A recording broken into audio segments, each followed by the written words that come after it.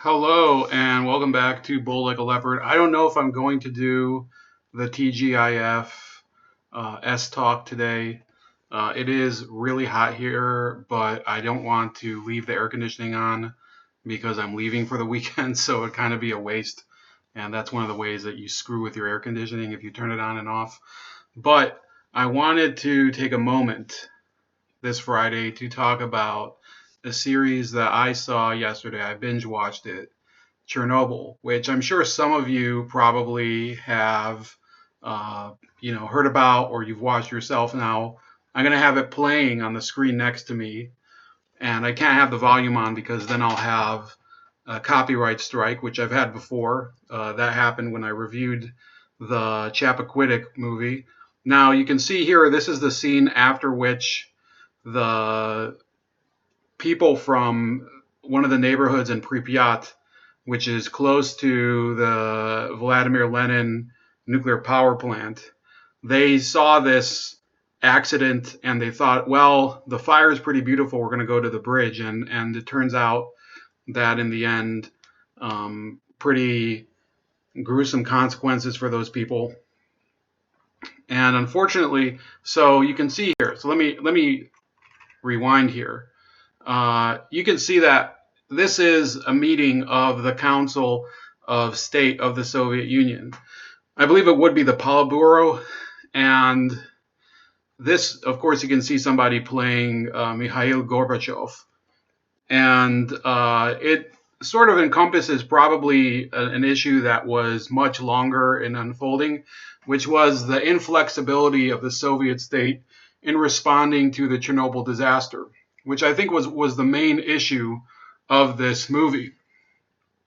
Okay, if you want to look directly, but I have to, or miniseries. Sorry, it's not really a movie. It's about 5.5 hours long of a miniseries, probably even longer. But it might be one of the best made documentaries that I've ever seen. Documentary dramas. And you can see here Gorbachev is flanked here by a number of his apparatchiks at the top, military advisors, people who were members of the Soviet state apparatus, and they don't have this real ability to take any sort of dissent. And this is Valery Legasov, who was the scientist who was one of the main whistleblowers on the fact that, first of all, at the beginning, they didn't want to recognize that the core had exploded. And the reason that they didn't want to recognize it was that hypothetically at the time, nobody had considered the idea that a nuclear reactor core could explode. Okay, it was deemed to be something that was a bit of I guess, a sensationalist hazard because the whole reaction that takes place in a nuclear reactor, which he goes through in the movie, doesn't really give rise to the idea of an explosion, but really there could be things like a meltdown. There could be issues of exposure and things like that. There can be disasters in a nuclear reactor, but the idea of the core exploding was something that was beyond them. And that's something I'm not going to spoil exactly how it's really one of the most amazing things how he goes and explains it at the end. There's a trial for the people who were actually responsible for the disaster. And you see, that was Boris Sherbina, the person who was, briefly in the frame over there.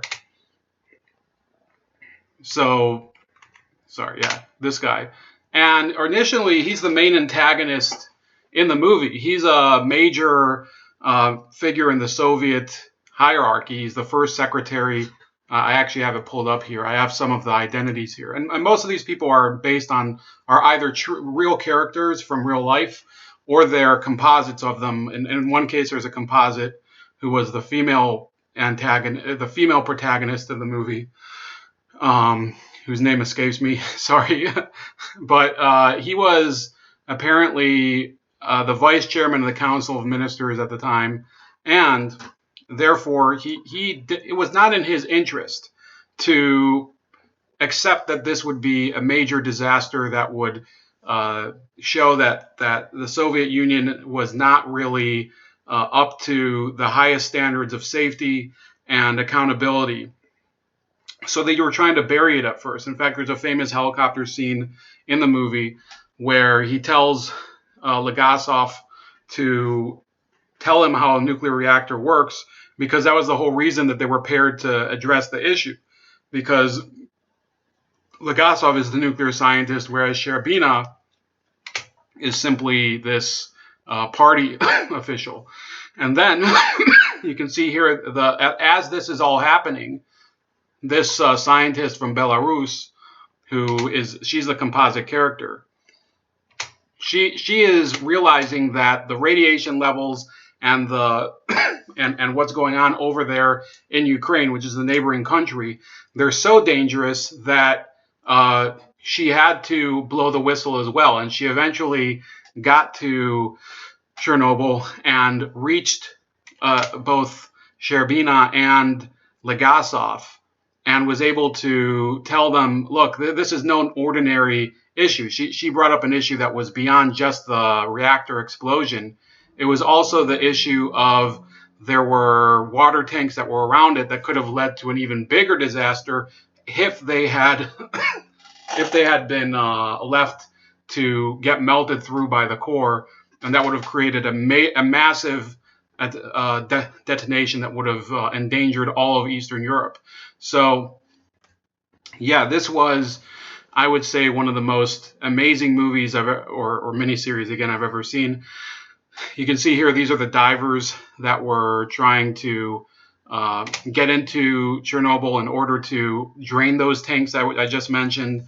So some of the themes that I think were really prevalent in the movie were the issue of how does information, vital information for a great number of people, disseminate in a totalitarian country, which is what the Soviet Union still was in 1986. 1986, Gorbachev is just fresh in power. He's trying to reform some of the Soviet Union, but one person can't change an entire society in the blink of an eye. And the previous Soviet leaders, Chernenko and Andropov, were both really hardcore adherents to this idea that the Soviet Union has to maintain a monolithic philosophy in order to preserve the ideas of Lenin and the ideas of the other founders of the Soviet Union. But it was clear, based on incidents that were already happening, that something had to change, because the U.S. was still economically superior. The Soviet Union, I believe in the 80s, was still having to import a lot of its grain. And there were scenes in the movie, I don't know if it gets through it in the trailer, when you see that Soviets were actually joking openly about the inefficiency of their own system. There's a joke that's told in there that the miners were saying, what do you call a machine that needs 500 gallons of diesel fuel and 3 engines and 5 generators in order to cut an apple and cuts an apple into 3 pieces? A Soviet machine designed to cut an apple into 4 pieces. So I spoiled that one for you guys. But the rest of it was really one of the most gruesome scenes I've ever seen. There's the radiation poisoning, which one of the characters, a couple of the characters suffer, which is like horrifying. You can see a little of that there. And the wife of one of the firefighters having to deal with her husband, basically, his entire body is melting before her eyes, because that's how acute radiation exposure affects a body. And then there's I think the all-important scene when Sherbina finally processes the fact that this is no disaster that you can just allow to just drift along, was when him and Legasov were in an apartment building, and Sherbina says, well, I mean, what do you want? We're still here and we're still doing this. And he's like, yeah, we're still here and we'll be dead in 5 years. And that's indeed the reward that these guys got for, the lady character, they concede it. She's a composite of a lot of Soviet scientists. But the reward that Legasov got was that his career was ruined because he dared to speak out about the flaws in the reactor design and the fuel rod design that were going to create the conditions that could lead to an explosion of a reactor. And therefore, it went beyond just blaming it on operator error. The Soviets, if you know anything about Soviet justice, they wanted to pin everything on Anatoly Dyatlov. And Dyatlov was the chief engineer, deputy chief engineer of the power plant at the time. He apparently tried to run a safety test that was needed in order to complete some sort of qualification that would have gotten him and some of his other cohorts a promotion. And rather than follow all of the safety protocols and address the fact that prior to that the test had already been failed a couple times, he just went full steam ahead. And even the warning signs that were occurring during the test, he ignored and bullied the other people there into ignoring, so that they could bring the reactor into a very dangerous status when there was a lot of xenon gas within it. And I'm not going to spoil the entire ending, but that created the conditions that led to a core explosion as opposed to just maybe simply a meltdown. And yeah, this was an issue that led to the Soviet Union losing the the confidence of millions of its citizens. Okay, obviously the Soviet Union, it drifted along for another 5 years, but I would say that the people who were there and the people who saw the consequences of what happened due to the Chernobyl plant exploding. You can even see it in the in the footage with these soldiers that had to go through the fields and essentially ground people up, go after, shoot some animals and stuff like that. It was pretty striking. And the cleanup efforts, when you bring that amount of people, soldiers, civilians, workers, in order to try to decontaminate the area as best as possible, those people end up going back home, and they know. And the Soviet Union by the late 80s wasn't in a state of where you could just cover things up the same way as you could in the 40s and 50s when Stalin was in power. The society had changed, and this is really the lesson that I kind of learned from this production. This idea that you can suppress speech, suppress dissent, is one of the most dangerous principles that you have in any society. So I encounter all the time people who think that Western society and democracy and liberal principles are a failure.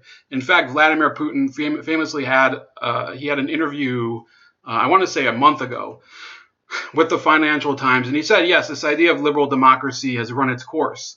And I think that, to be fair, Vladimir Putin was addressing some very fair problems with it. You have leaders like Angela Merkel, who, as leaders of liberal democracies, they behave very illiberally. They do suppress freedom of speech. There's no freedom of speech in Germany, by the way. They don't hold up the principles that they were guided by when they were first elected. Instead, they look for the principles that defend the institutions that they become a part of. So in a sense, Vladimir Putin is correct in criticizing the state of liberal democracies, but the idea of liberal democracy is not being defended by people like Merkel or Macron or, for that matter, Justin Trudeau. The idea is that Putin is projecting himself. Putin was a member of the KGB. Russia does have, very, very serious issues, to put it lightly, with freedom of expression over there and civil liberties. And the idea, like most of us who, who are libertarian-minded or liberal-minded or conservative, we don't believe that it's the United States' job to manage the affairs of Russia, right? So we don't have to agree with the way Russia manages its own country inside, but we can still criticize that type of society as well. Just like, Putin can criticize us too. But Remember, he was part of the system that allowed Chernobyl to happen. He was part of it, and by the way, it would be very I guess presumptuous to think that this was the only industrial disaster that happened in the former Soviet republics at the just not just in the 80s, but prior to that. It was a country that was run basically with the needs of the collective society, the state in mind, and not the needs of specific citizens or individuals. So therefore, I think that this film, this miniseries rather, is, I guess, a good critique of the idea of policing information, policing expression, policing dissent. Even at the trial, Legasov was pressured very heavily by members of the KGB, by the leader of the KGB, who was just, they didn't actually label his real name in the series.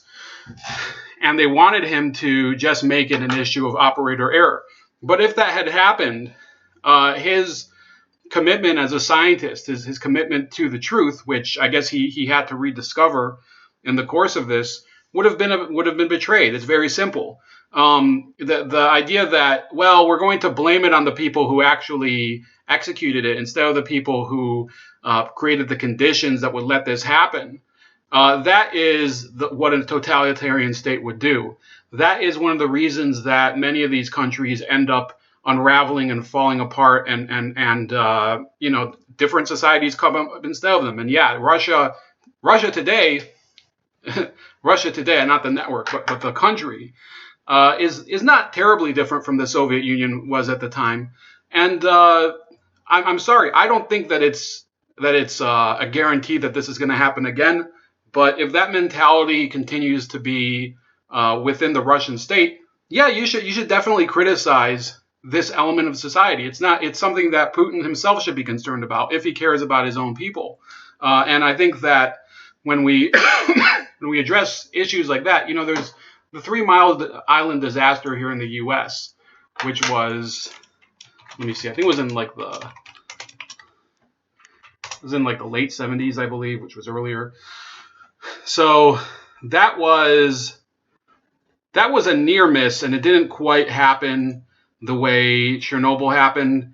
But this is this is now owned by First Energy. Before that was owned by Exelon. So that happened in a private industry.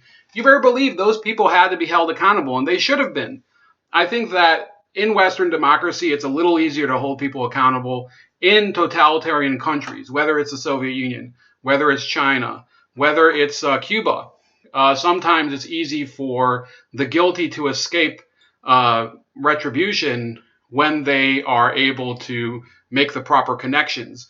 Because that fear of the truth, that fear of publicizing embarrassing information that could that could undermine the confidence in the system as a whole, that's really one of the problems that a totalitarian society cannot solve, or any autocratic state.